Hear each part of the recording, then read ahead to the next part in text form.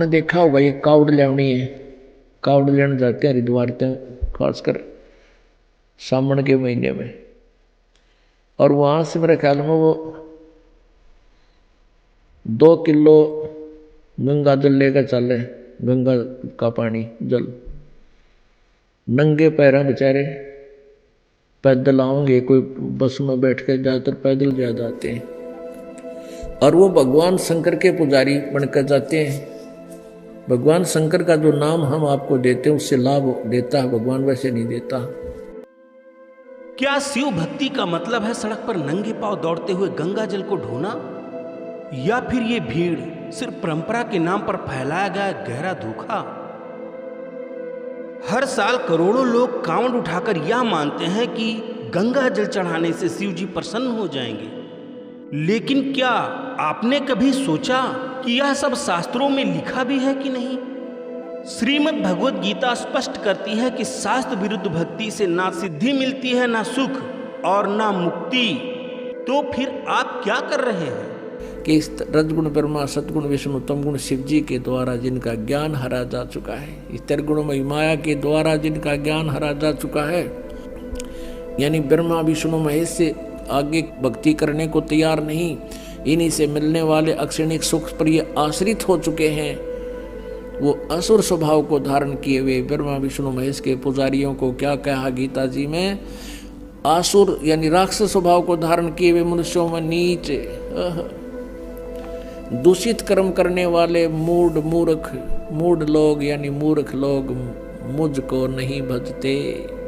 आपसे एक सीधा सवाल, क्या भगवान शिव ने कभी कहा कि गंगा जल लाकर मेरे ऊपर चढ़ाओ तभी मैं प्रसन्न होऊंगा? शास्त्रों में लिखा है कि शिव जी को प्रसन्न करने का एक मूल मंत्र है जो केवल एक तत्वदर्शी संत दे सकता है। गीता अध्याय 4 श्लोक 34 में साफ लिखा है कि हे अर्जुन, तत्वदर्शी ज्ञानी के पास जाकर उनसे तत्व ज्ञान प्राप्त करो। भगवान शिव को प्रसन्न करने का एक मूल मंत्र है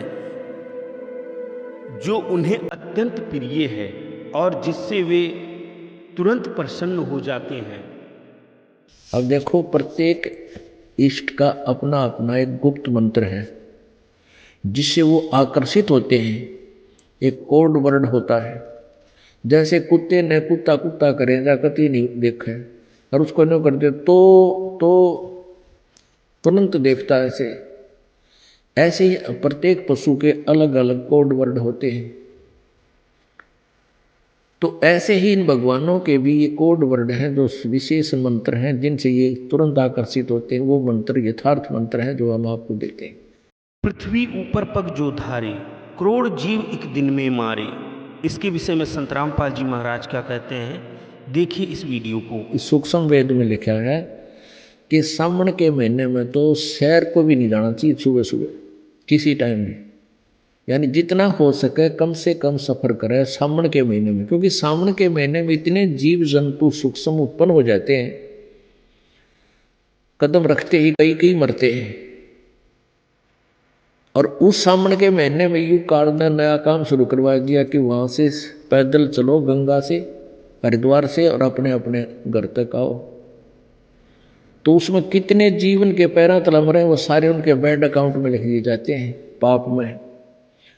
और पैया गंगा जल लेकर आए वो बता भगवान शिव जी का उस गंगा जल का भूखा है और नाम लेते नहीं भगवान का, बम बम महादेव भी ना कहते बम बम बम बम। अब उन कोई नो कहनी है बम का नाम भी बुंडा, और वो मानने इसने मंत्र। तत्काल में हमारे को सारे ये उल्टे पाठ पढ़वा रखे हैं और एक दूसरे ने कहेंगे ओ बोले चाल आगे ने, और बेबर ने कहेंगे बोली चाल आगे। इन नो नहीं बेरा तुम क्या संज्ञा दे रहे हो अपने कम्यो, आप बोला बन रहे बेबर बोली बना रहा। तो इसे हम कति ऐसे हो गए भक्ति में, कति -0 में पहुंच गए। हमारा उद्देश्य किसी की धार्मिक भावनाओं को ठेस पहुंचाना नहीं, बल्कि सत्य से रूबरू कराना है। इसलिए समाज को चाहिए कि भगवान शिव का असली मूल मंत्र प्राप्त करें, जिससे आपको सुख हो, आपके कार्य सिद्ध हो और आपकी गति हो। वर्तमान समय में वह तत्वदर्शी संत रामपाल जी महाराज हैं, जो भगवान शिव के महामृत्युंजय मंत्र के पूर्ण ज्ञाता हैं। उनका सत्संग सुने और उनसे नाम दीक्षा लेकर अपना और अपने परिवार का कल्याण कराएं। यदि वीडियो अच्छी लगी हो तो वीडियो को लाइक करें, चैनल को सब्सक्राइब करें और ज़्यादा से ज़्यादा शेयर करें। हम ऐसी ही वीडियो आपके लिए लाते रहेंगे। तब तक के लिए दीजिए इजाज़त। धन्यवाद।